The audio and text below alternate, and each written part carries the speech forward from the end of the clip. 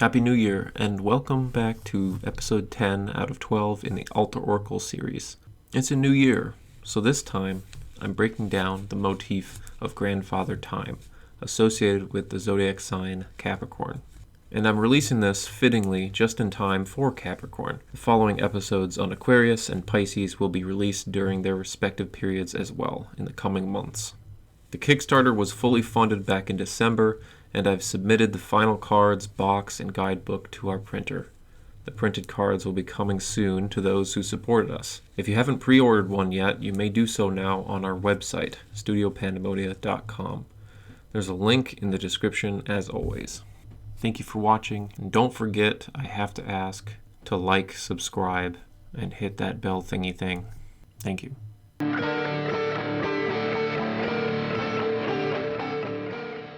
Next of Capricorn coming in here, CHRONOS. In CHRONOS, the name is taken straight from CHRONOS, the Greek god, with a K being the king of the gods and representing agriculture in the Neolithic and having a scythe and all these different symbologies. CHRONOS in the CH spelling is actually from the Orphic tradition, which is somewhat loaned from the Thracians and Dacians and Phrygians. Orpheus being considered a Phrygian, and the Orphic tradition considered to be Orpheus's poetry about the gods, which saw Cronus as a god of time, as one of the first gods in existence, arriving alongside essentially Nyx and Chaos and these other entities that I talked about that were very primordial and existential and celestial. So Cronus is an important idea to the mystical traditions, really. The scythe that represents death in the Grim Reaper way. As time is encroaching upon you, death is encroaching upon you. There's an association there, but ultimately with the harvest and with the agriculture, again, that connection to Chronos as an agricultural deity, but more abstracted into the element of time. And of course, I have a watch here to show the time. As Saturnus, he's associated with satyrs and with these half-man, half-goat, sort of wild, somewhat chaotic and divine and mad, but wise beings. Part of the Orphic tradition and part of the Thracian influence in Greece is Dionysus and the Dionysian cults, which again have this idea of madness and inspiration and mad wisdom, essentially. I've mentioned already Enlil, El, Kumarbi, even Shiva, and all of these deities have some aspect of a primordial mountain god, grandfather of time and of creation and destruction. And that, in the most abstract sense, is what Chronos represents. There's another deity in this pantheon, Sivanos or Coronos, who is the younger version of this in Capricorn, who has more of the young, adventurous, agricultural king that Shiva and, say, Enlil, El, Kumarbi might possibly have represented. So the two are very similar and very linked. I tend to think of the dynamic between the elder god in a sign and the younger god in the sign as almost a manifestation or a avatar of them. I considered even for the cards of each elder god, like say Chronos here, not even to have a statue, not even to be personified at all. I considered it just to be maybe a shrine or just an environment like the mountaintops here. But ultimately, I enjoyed generating the art for these statues and every little detail in their portrayal. There's certainly too many of them that I liked and enjoyed working with to disembody, but nonetheless, they are probably better said disembodied, better understood as disembodied and having many manifestations. Ultimately, all these deities do, I guess, but let's not get iconoclastic. We're also manifesting these ideas in a way that people can connect with and that can harness much more symbology and meaning than just an idea on its own, just a word. Now, there are other very profound grandfather gods through many pantheons. There is Dagda in the Irish, and there's Daksha in Vedic. And there's Dagon in Syrian, or I think it's from Mari, the city-state, and Euphrates. You can maybe call him Euphratian, I guess.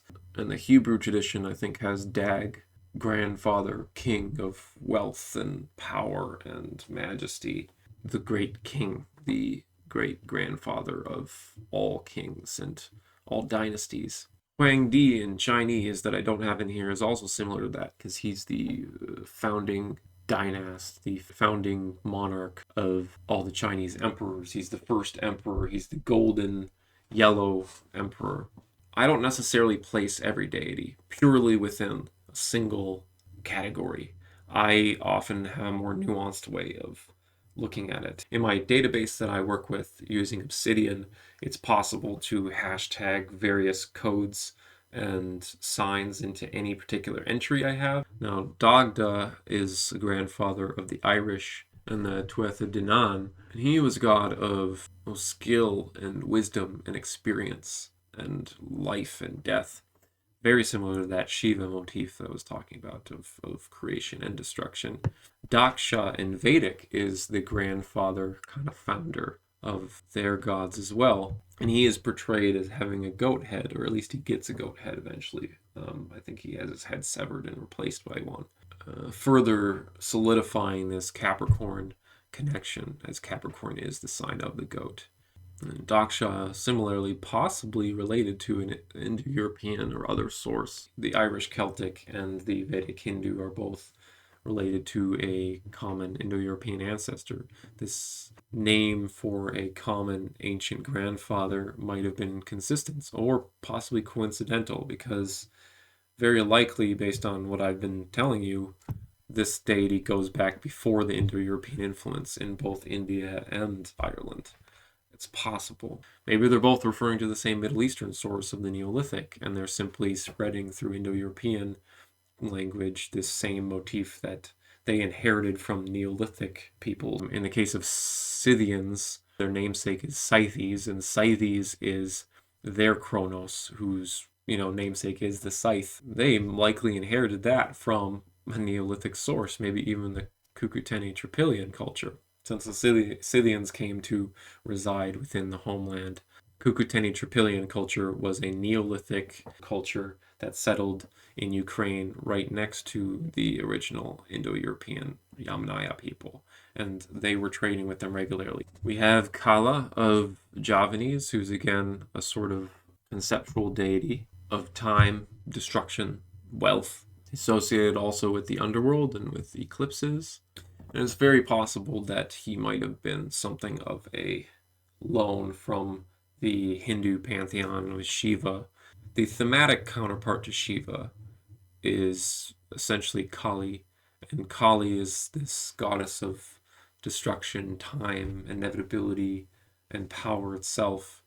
To the Javanese, rather than take the name Shiva, they might have applied to Shiva as a counterpart of Kali, a male translation, which is Kala. So Kali and Kala in that case. But then we see in the Filipino pantheon, there's a Canlaon, who is their creator god and represents time, associated like a few different deities in the Philippines with a volcano of the same name, Canlaon. And his name also means in reference to his partner, who is Leon. I believe the king defeated a dragon on that mountain. But this is another kind of reference to, in the ancient kingdom, a righteous king. Kimun Kamui of the Ainu is also a mountain god, and so there's all these different mountain god motifs that I syncretize with this particular deity. Guinichin, who is Mapuche deity, Mapuche or native to basically Chile in South America. And there are many flood myths, right, around the world. Many of them probably referring to different occurrences of floods, since floods were quite common throughout the world near the end of the Ice Age because the glaciers were melting, and so the global sea level was constantly rising, and then it was locally rising in certain situations, like say with the Black Sea. The Hellespont broke open and floodwaters from the Aegean poured in. There's all these localized flood events that happened, and any amount of people could have seen that, experienced that, and recorded it, remembered it in some form. It doesn't all have to stem from a global flood, obviously, but it's not crazy, and it's certainly not controversial to say that they are referring to actual floods that they experienced to some degree. But anyway, in this particular flood myth, it's quite unique. The mountain god is the one that saves humanity by erecting the Andes Mountains for them to climb to survive the flood. You see this kind of positive mountain god motif in a few different places in America. You also see it with the Taino of the Caribbean I mentioned, with their god Yukahu, who was essentially their creator god who provided them with agriculture and potatoes and was a benevolent, protective god of the harvest, very much like Shiva and Chronos if they were to be taken in a very positive light. He even defends the island of Hispaniola up on the top of the tallest mountain there against a hurricane. This myth actually is very similar to the myth of Typhon and Zeus, which has an older version in Japan at the bottom of this list. And Japan is a Ptolemaic Greek Egyptian syncretic deity of essentially a bit of Osiris and a bit of this Chronos motif with Pan, and it's an interesting subversion of the Sagittarian thunder god deity, essentially says. Whereas in the other myth, in Typhon, all the other gods ran away and Zeus defeated the Typhon.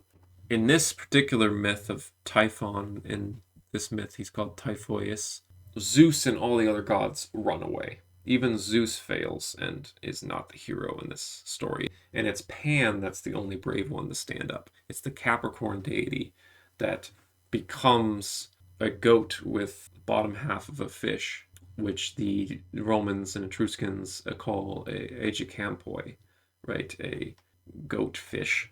Pan transforms into this in the Mediterranean in order to fight off Typhon. He's going to essentially transform in whatever he needs to practically transform into in order to solve the problem, which is a very Capricornian, noble thing to do. Capricorn, largely, I feel like I have to mention, is one of the most misunderstood and honestly scapegoated and hated signs in all of the zodiac. And mythologically speaking, one of the most divisive and demonized deities in the pantheon. The very name Saturn relates ultimately and evolves into Satan, which of course the Abrahamic faiths have literally demonized. But even the Greeks with Zeus demonized Chronos and this entire generation of deities. It's interesting to find this Ptolemaic myth where Japan is the secret hero. How this relates back to Gwinnett and the Yukahu deity I mentioned of Taino is similarly, it's an agricultural Neolithic style deity that defends his people from a hurricane-like force. And it's a weird coincidence here. There's another deity in this deck, Borealis, that I synthesize Typhon, Typhoeus, and Hurricane with. It's very coincidental, but not really so coincidental, that there's the Greek deity Typhon and there's the Taino deity Hurricane. These would ultimately become the two main names we use to refer to the same exact weather phenomenon. Typhoon is the name we give in East Asia to a hurricane in the Caribbean, right? And both of them stem from different sources that did not directly interact, but have come away with the same story, treating this hurricane as a wind god of chaos and destruction, a sort of dragon that is defeated by a heroic character. Ackerbelts, I also wanted to mention, is another Basque Chthonic shepherd spirit, and he is also portrayed as a black goat, a satyr, again related to this Aker Agi word, which relates to goat or horns. And then the last mention, Kiniji, who's also a Yukagir, a Siberian god of time. And so we see this god of time going back and being common, this mountain god, this ancient grandfather, this protector, being such an old and obscure deity. they don't get much press, even in their own mythologies sometimes, or at least we've lost record of when maybe they did. Ultimately, this deity has a lot of depth and a great variety of expression and needs a bit more attention, like the sign of Capricorn really does in many ways.